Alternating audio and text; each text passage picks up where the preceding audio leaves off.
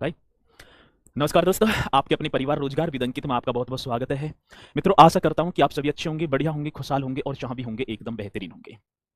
मैं बात ही करूं तो दोपहर के बज चुके हैं 2 और आप सभी को पता है कि 2 बजे से टाइम टेबल तो मैं एक बार बताऊंगा। और यूपी पुलिस री एग्जाम, अब तो बोलूं तो परीक्षा बहुत नजदीक है, दिन पर दिन ही जाएंगे।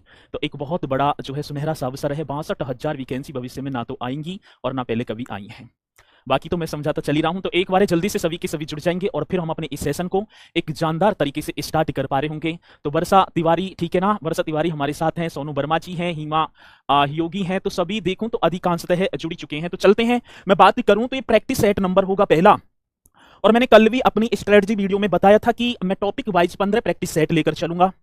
और मैं बताऊं कि यदि आपने 15 प्रैक्टिस सेट कर लिए तन मन धन से, तो क्वेश्चन बाहर आने की संभावना तो ना बन पा रही होगी। तो इसलिए सभी को बस, मैं तो 15 दिन की बात ना करूं, मात्र 15 घंटा आप मुझे दे देना प्रत्येक दिन के, और बाकी ठीक है ना, बस छोड़ देना, तैयारी आपको करनी है मेरे भरोसे से। तो उस तरीके से हम तैयारी कराएंगे बढ़िया तरीके से। तो एक बार जोरदार तरीके से सभी फिर क्लास को हम स्टार्ट करेंगे। थंब का निशान लगाकर मुझे अवगत करा देंगे कि सर जी हम रेडी हैं, और अब ये क्वेश्चन उसी अंदाज, नए जोश, नए जुनून के साथ स्टार्ट किए जाए। चलते हैं। तो एक बारे में आपको बताना चाहूं इस यूपी पुलिस खाकी सीरीज के टाइम टेबल के बारे में, सभी गुरुजन अपनी अपनी कक्षा को किस तरीके से किस टाइम से लेकर आ रहे होंगे। तो मैं बात करूं, ठीक है ना, तो 1 बजे की यदि बात होगी तो सर ने अभी आपको हिंदी का प्रैक्टिस सेट कराया, आपने बहुत ही बढ़िया तरीके से किया भी है।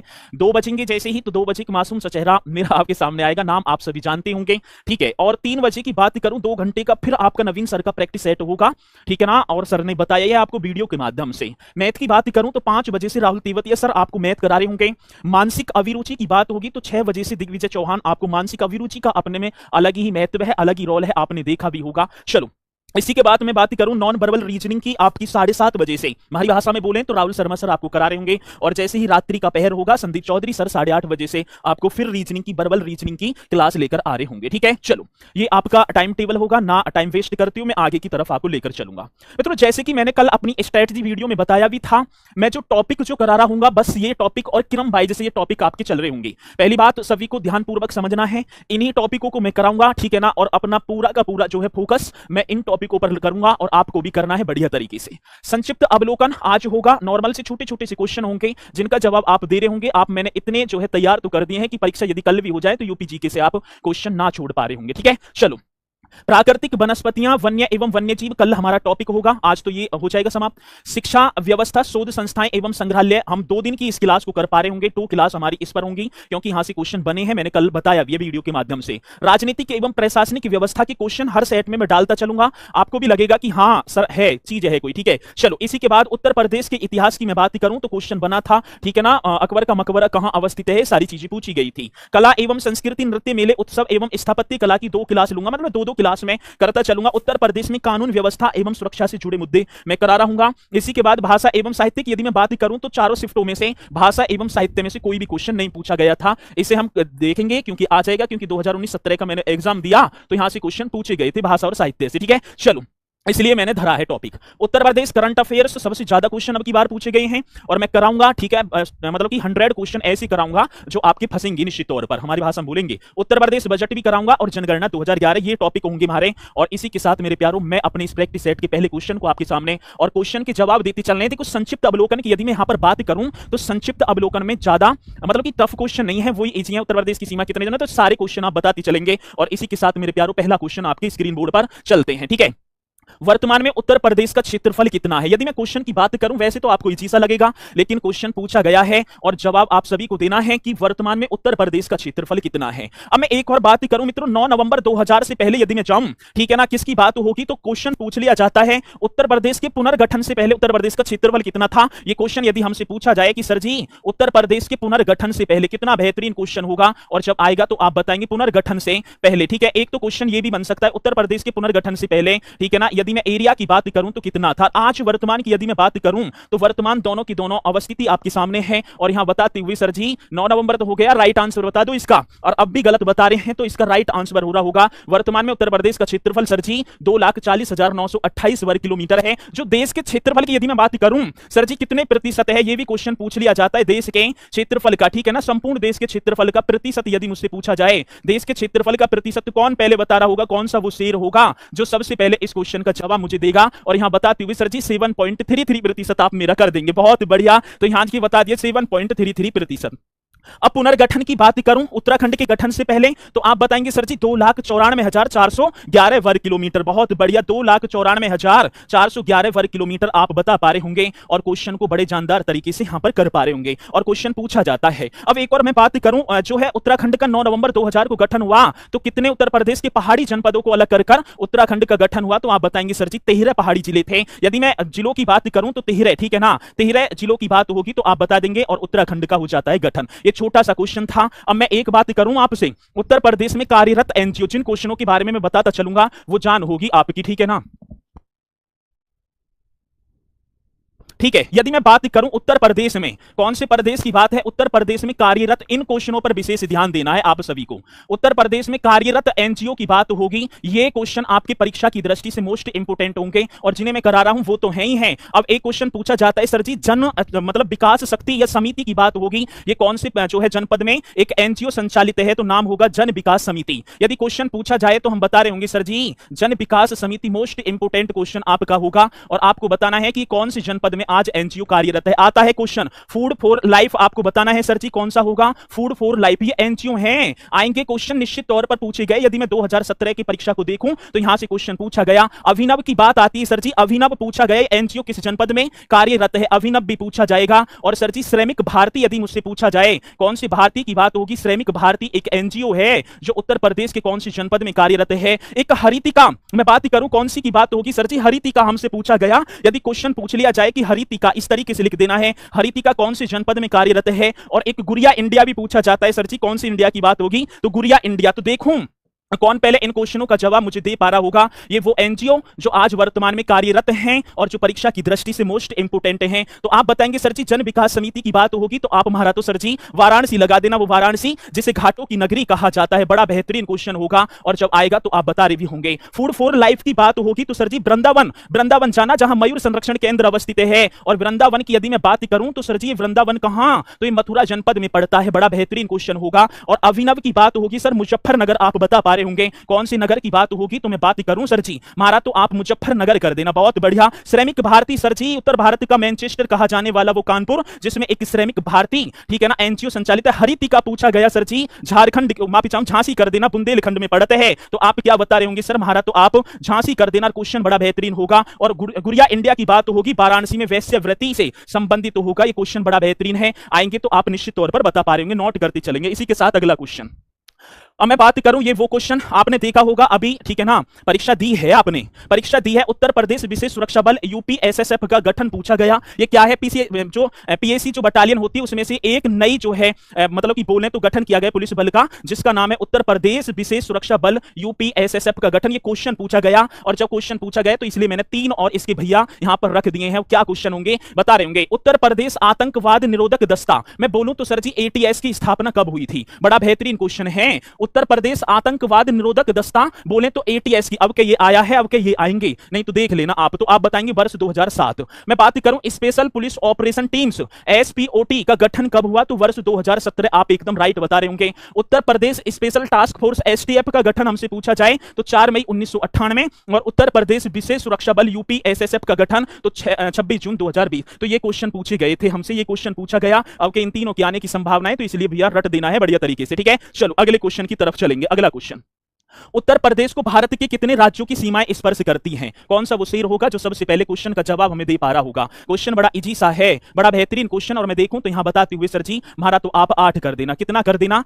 8 कर देना। 8 की यदि मैं बात करूं, अब एक और पूछ ले, पंजाब यहां बराबर में लगा दिया जाता है। अब बात तो होगी ना, तो आपने बताया 8। अब मैं 8 की बात करूं तो कौन सा प्रदेश होगा सर जी, एक आपका हिमाचल प्रदेश होगा। आपने पढ़ा है बढ़िया तरीके से सर, हाँ हिमाचल प्रदेश मैंने पढ़ा है। इसी के नीचे की तरफ मैं आऊं तो उत्तराखंड आप कर देना, स्टेट है सर। इसी के साथ मैं बात करूं सर जी, आप हरियाणा कर रहे होंगे, ठीक है, हरियाणा कर देना है। इसी के साथ में नीचे की तरफ और चलूं तो सर जी क्षेत्रफल की दृष्टि से सबसे बड़ा राज्य राजस्थान भी लगा हुआ है ना। इसी के साथ में बात करूं सर, हमारा एक मध्य प्रदेश भी कर देना। मध्य प्रदेश से आगे की तरफ बढ़ूंगा मैं तो आप छत्तीसगढ़ भी कर पा रहे होंगे। और छत्तीसगढ़ से जब आगे की तरफ चलूं तो सर मेरा आप झारखंड भी कर देना। झारखंड से आगे की तरफ चलूं तो सर एक बिहार। अब काउंट करें तो 2 2 2 2 4 2 2 4 8 हो गए, पूरे 8 हो गए भैया, ठीक है ना। कितने हो गए, 8। तो ये वो 8 राज्य होंगे। और एक केंद्र शासित प्रदेश भी आपका होगा। कौन से शासित की बात होगी, तो मैं बात करूं केंद्र शासित प्रदेश कितने लगे हुए हैं? तो एक केंद्र शासित प्रदेश भी होगा और जिसका नाम होगा सर जी नई दिल्ली। आप बता रहे होंगे, ठीक है। ये क्वेश्चन तो बड़ा सीधा सा है लेकिन परीक्षा में आएगा। एक देश भी लगता है। यदि मैं बात करूं सर जी देश कितने लगते हैं, तो एक देश की सीमा को भी अपना उत्तर प्रदेश स्पर्श करता है और उस देश का नाम होगा नेपाल। बाकी तो मैं बताता चलूंगा,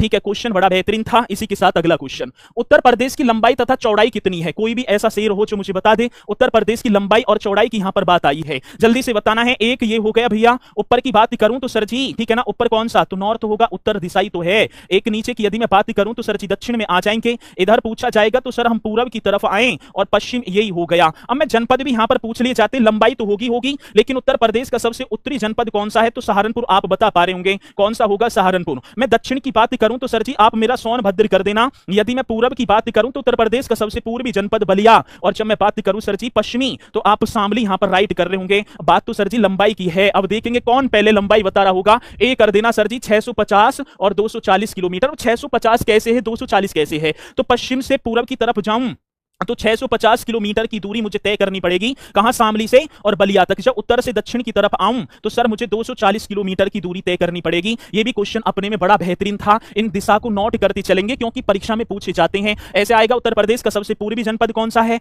पश्चिमी जनपद कौन सा है। एक और बात बताऊं कि परीक्षा में बैठते समय जो चीजें याद होती है ना वो गलत सबसे ज्यादा होती हैं। आज आपको लग रहे होंगे बड़े छोटे छोटे से क्वेश्चन ला रहे हैं सर जी, लेकिन संक्षिप्त अवलोकन की बात करूं तो ये आधार है। और ये क्वेश्चन यदि गलत होंगे तो फिर तो भैया धिक्कार है इस जीवन में, ठीक है। और एक बात की है, जन्नी जने तो भक्त जने, या दाता या सूल, या से जन्नी बांझ रहे काहे गवावे नूर। इससे बढ़िया तो हमारी माता जो बांझ ही रह जाती तो वो सबर तो कर लेती। लगा ना पढ़ाई लिखाया सब कुछ है, वही ना है मेरे तो।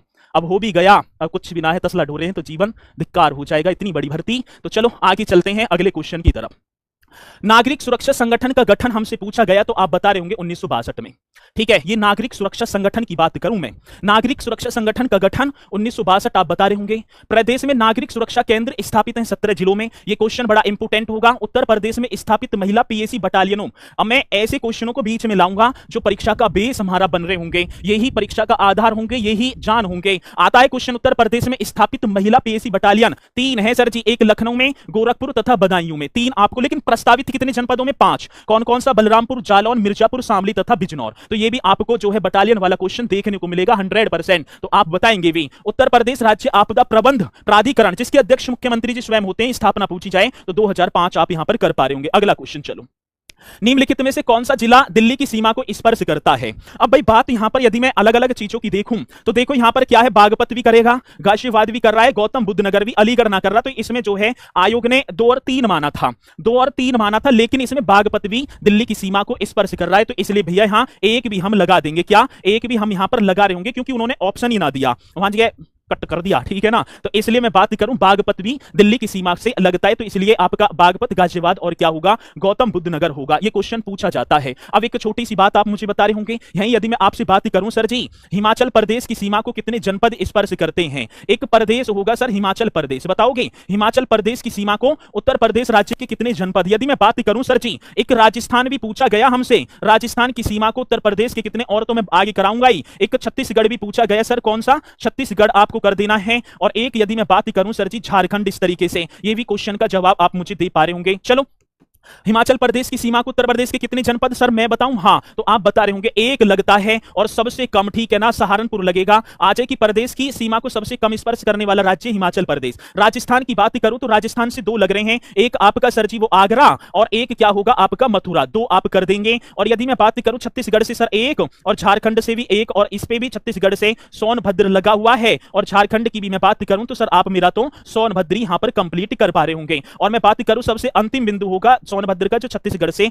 स्पर्श होता है। ये क्वेश्चन बड़ा बेहतरीन है, आएगा तो आप बता रहे होंगे। कब संयुक्त प्रांत का नाम बदलकर उत्तर प्रदेश किया गया? छोटा सा क्वेश्चन दिखाई दे रहा होगा सर जी, बड़ा इजी सा क्वेश्चन है, लेकिन आधे ऐसे हैं जो गलत कर पा रहे होंगे, इस क्वेश्चन को जवाब भी गलत दे पा रहे होंगे। कब की बात होगी, कब संयुक्त प्रांत का नाम बदला और उत्तर प्रदेश कर दिया गया? तो स्पीड के साथ अब भी रुक रुक के मैंने 96 प्रैक्टिस सेट आपको कराए हैं, उसी दिन से पढ़ाता आ रहा हूं। और अब भी जो है ए कर रहा है, कोई कुछ कर रहा है, कोई कुछ कर रहा है। चलो इसका राइट आंसर होगा बी। और बोले तो सर जी 24 जनवरी 1950 एकदम करेक्ट आंसर होगा। कैसे कैसे उत्तर प्रदेश पड़ा, यही तो बात पूछी जाएगी, कैसे आया। कभी मैं प्राचीन भारत की बात करूं तो प्राचीन भारत में कभी अपने उत्तर प्रदेश को मध्य देश के नाम से जाना जाता था। किस नाम से? मध्य देश। कभी ये बंगाल प्रेसिडेंसी के अधीन हुआ करता था। 1833 में मेरे प्यारों आगरा प्रेसिडेंसी बनाई, 4 प्रेसिडेंसी हो गई। उसके बाद मैं बात करूं लागू तो 1834 में हुई, लेकिन मैं बात करूं उत्तर प्रदेश कैसे कैसे बना, तो पहले तो मैं बात करूंगा 1 जून का महीना था, वर्ष 1836 थी। पहले उत्तर प्रदेश को उत्तर पश्चिम प्रांत के नाम से, ये नोट कर लेना है सभी को, उत्तर पश्चिम प्रांत के नाम से जाना जाता था। किस नाम से? उत्तर पश्चिम। ये सबसे ज्यादा इंपोर्टेंट है, कभी सोच रहे हो मजे में मत लीजिए कोई सा भी। फरवरी 1877 की बात होगी, एक महीना था फरवरी का जिसमें सबसे कम बच्चे रोते हैं, 1877। और मैं बात करूं इस उत्तर पश्चिम प्रांत में आगरा व अवध प्रांत और जोड़ दिया, मतलब कि आगरा और अवध को भी जोड़ दिया। तो आप बताएंगे सर जी उत्तर पश्चिम की बात होगी कौन सा, उत्तर पश्चिम प्रांत में क्या जोड़ दिया गया, तो आप बताएंगे सर जी आगरा व अवध। मोस्ट इंपोर्टेंट क्वेश्चन होगा, आगरा व अवध भी जोड़ दिया। अच्छा वर्ष कौन सा आया सर जी, वर्ष आपका आ गया 1902 का। कौन सी वर्ष की बात होगी? 1902। अब मैं बात करूं उत्तर पश्चिम जो प्रांत है ना, इसका नाम कर दिया संयुक्त प्रांत। नाम क्या कर दिया, तो आप बताएंगे संयुक्त प्रांत। लेकिन आगरा व अवध साथ के साथ चल रहे हैं, आगरा व क्या है, अवध एकदम राइट है यहां पर। अब बात क्या आती है भैया, वर्ष आता है 1837 का। मैं बात करूं कौन से वर्ष की बात होगी, तो वर्ष होगा 1837। और इसमें पूरे का पूरा ये, ठीक है ना, संयुक्त प्रांत करना है, संयुक्त प्रांत, ठीक है ना। और ये सारा का सारा ही संयुक्त प्रांत कर दिया सर जी। कौन सी प्रांत की बात होगी आप बता रहे होंगे, तो पूरा का पूरा संयुक्त प्रांत कर दिया। और मैं बात करूं सर 24 जनवरी की बात थी, कै जनवरी, 24 जनवरी, और वर्ष कौन सा था, 1950।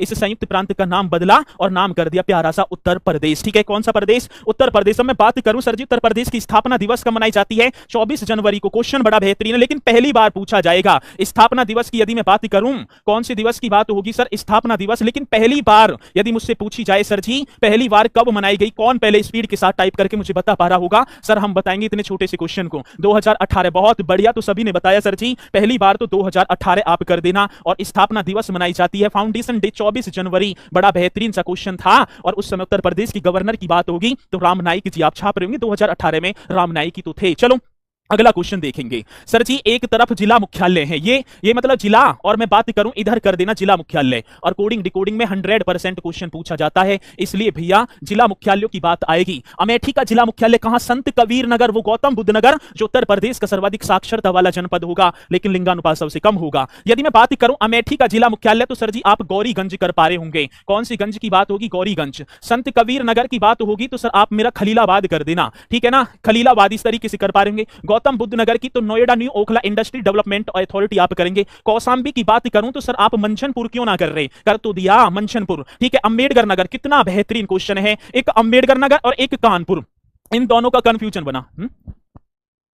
37 है गलत हो गया, क्या हो गया, और 1937 कर देना, सॉरी 1837 1937 कर देना। चलो ठीक है, एक तो अम्बेडकर नगर, ठीक है, और एक कानपुर देहात, इन दोनों की कंफ्यूजन बहुत रहती है। अब मैं बात करूं तो बता दिया सर जी अकबरपुर कर देना। क्या कर देना, अकबरपुर। बड़ा बेहतरीन क्वेश्चन है, अकबरपुर यहां पर बता पा रहे होंगे, एक सेकंड, अकबरपुर कर देना। चलो बहुत बढ़िया क्वेश्चन आता है। कुशीनगर की बात होगी तो पडरोना कर देना। क्या कर देना, पडरोना। यदि मैं बात करूं कानपुर देहात, अकबर माती कर देना। कौन से माती की बात होगी सर, अकबर माती। ये क्वेश्चन सिद्धार्थ नगर की बात होगी तो रॉबर्ट्स गंज, इस तरीके से आप कर पा रहे होंगे। कौन सी गंज की बात होगी, रॉबर्ट सिद्धार्थ नगर, नौगढ़, माफी चाहूंगा, नौगढ़, ठीक है। सोनभद्र नीचे लिख रहा है, नौगढ़ कर रहे होंगे, सोनभद्र का होगा रॉबर्ट्सगंज। कौन सी गंज की बात होगी सर, रॉबर्ट्सगंज। और जिला मुख्यालय पूछा जाएगा, जालौन की बात होगी तो सर जी उरई आप कर रहे होंगे। फरुखाबाद की बात करूं तो फतेहगढ़ आप यहां पर राइट आंसर कर देना। और संभल की बात करूं तो आज तो बहजोई करेंगे सर जी। एक सिरावस्ती भी हमसे पूछा जाता है, सिरावस्ती का जिला मुख्यालय तो यहां नोट ना हुआ तो आप बता देंगे भिनगा। बड़ा बेहतरीन क्वेश्चन है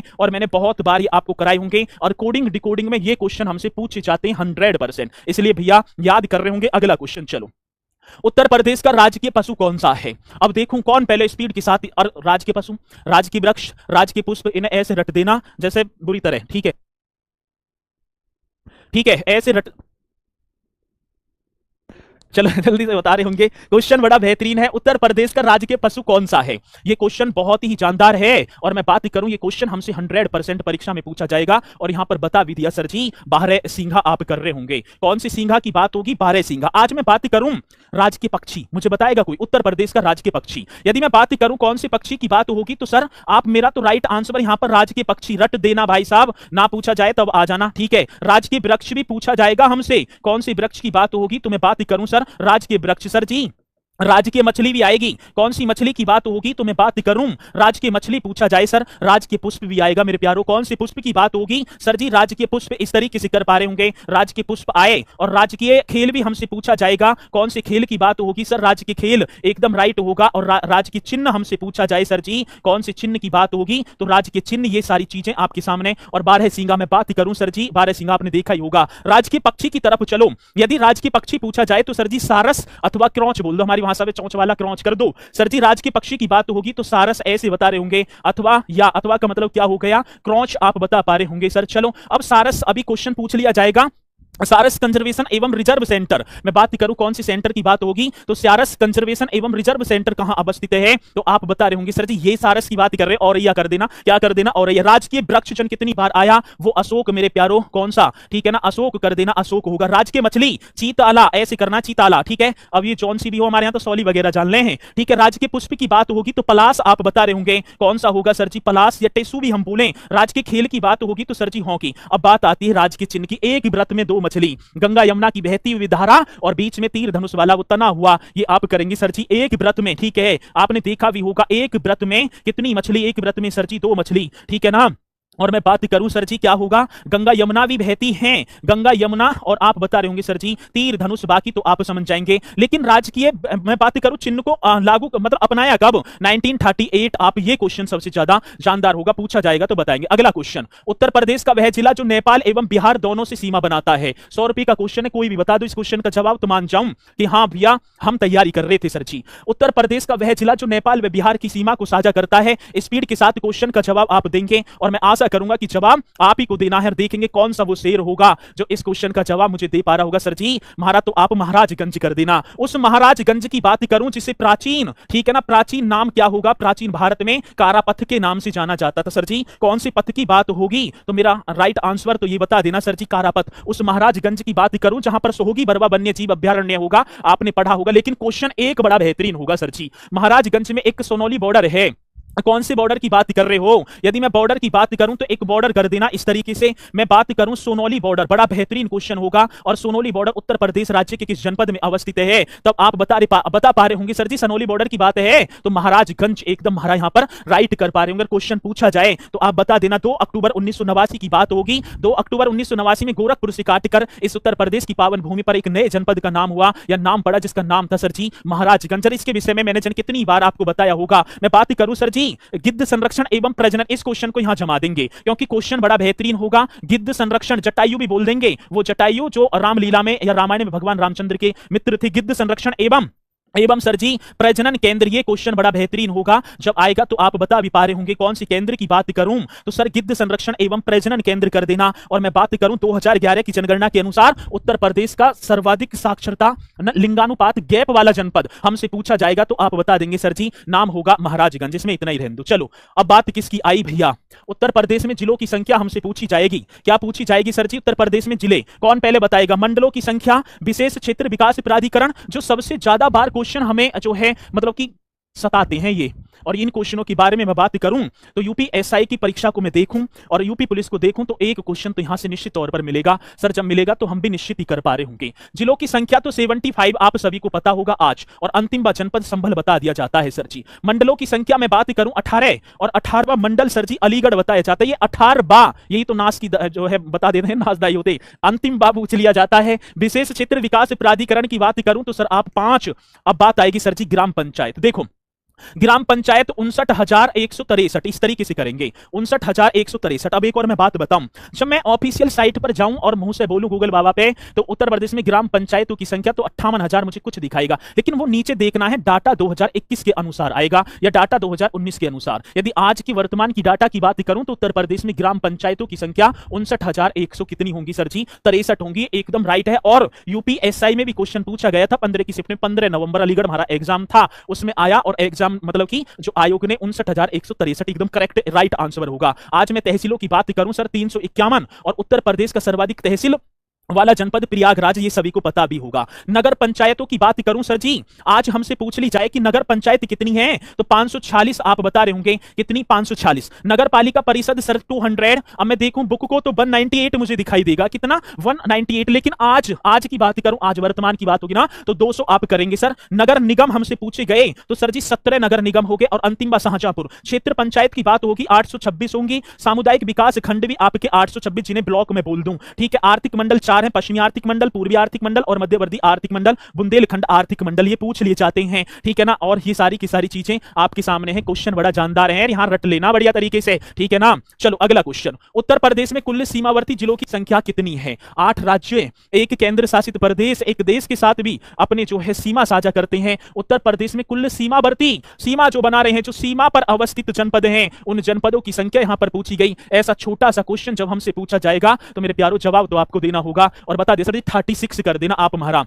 कितना? 36। क्वेश्चन ऐसा ही तो आएगा, और जब आएगा तो आप निश्चित तौर पर क्वेश्चन का जवाब भी दे पा रहे होंगे। और ऐसा क्वेश्चन 36 हम बता देंगे सर जी। कितना? 36। इसमें तो इतना ही रहने देंगे। चलो, बुंदेलखंड आर्थिक क्षेत्र में जनपदों की संख्या। क्वेश्चन तो बड़ा इजी सा लग रहा है, लेकिन क्वेश्चन पूछा भी जाएगा। ये क्वेश्चन आ जाए कि बुंदेलखंड आर्थिक क्षेत्र में जनपदों की संख्या, बड़ा बेहतरीन क्वेश्चन आपने बता दिया सर जी। और मैं बात करूं तो 7 बता देना। पहचानने के लिए कोडिंग डिकोडिंग में जब हमसे क्वेश्चन आएगा ना, तब भाई साहब दिमाग खराब हो जाता है। 7 बताएंगे। एक झांसी आपने पढ़ा होगा सर जी, हाँ झांसी। एक जालौन आपने पढ़ा होगा, कौन सा होगा? जालौन, ठीक है जी।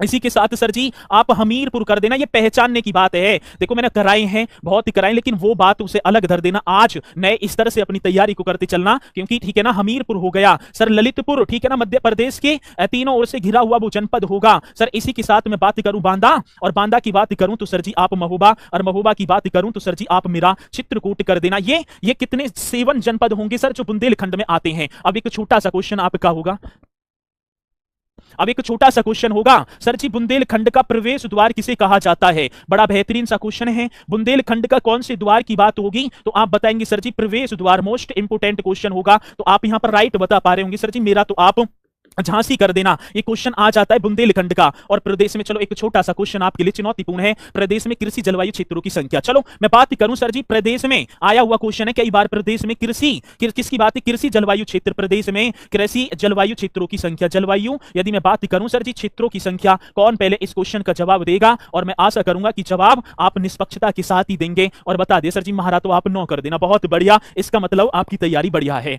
उत्तर प्रदेश सरकार ने किस ऐतिहासिक स्मारक से जुड़वा मछली का राज चिन्ह अंगीकार किया? वो जुड़वा मछली, जल्दी से बताना कौन पहले इस क्वेश्चन का जवाब देगा। बड़े बेहतरीन तरीके से आशा करूंगा कि जवाब तो आपको देना होगा। यहां जवाब भी देते हुए सर जी हमारा तो रूमी दरवाजा कर देना। उस रूमी दरवाजे की बात होगी सर जो लखनऊ जनपद में अवस्थित है। वो लखनऊ सर जी जो उत्तर प्रदेश की राजधानी, मैं बात करूं सर जी 1784 में इसका निर्माण किसने? नवाब आसफ उद्दौला ने करवाया। और हाइट में बात करूं तो कितनी होगी? 60 फीट रूमी दरवाजे की। और यहीं से मेरे प्यारो उत्तर प्रदेश के राज चिन्ह में 2 मछलियों के जो मतलब चित्र हैं उन्हें अंकित कर लिया। ये क्वेश्चन आए तो आप बताएंगे। चलो, उत्तर प्रदेश के सबसे अधिक और सबसे कम क्षेत्रफल वाले जनपद कौन से हैं? अब यहां पर एक बात और जो है, 1 सेकंड, ठीक है, मैंने वैसे तो दिया था काटने के लिए लेकिन काटा ना। चलो ये आप यहां की कर देंगे हापुड़, ठीक है, बाकी राइट हो जाएगा। आप यहां क्या कर देंगे सर जी? हापुड़ कर देंगे, क्योंकि अब हापुड़ हो गया। एक तो लखीमपुर खीरी और हापुड़ आपके क्या होंगे? लखीमपुर खीरी तो सबसे बड़ा क्षेत्रफल की दृष्टि से 7680 वर्ग किलोमीटर। मैं बात करूं कौन सा होगा सर जी? आप यहां लिख देंगे लखीमपुर खीरी। कौन से खीरी की बात होगी तो एकदम राइट होगा लखीमपुर खीरी। और 7680 वर्ग किलोमीटर क्षेत्रफल भी पूछ ले,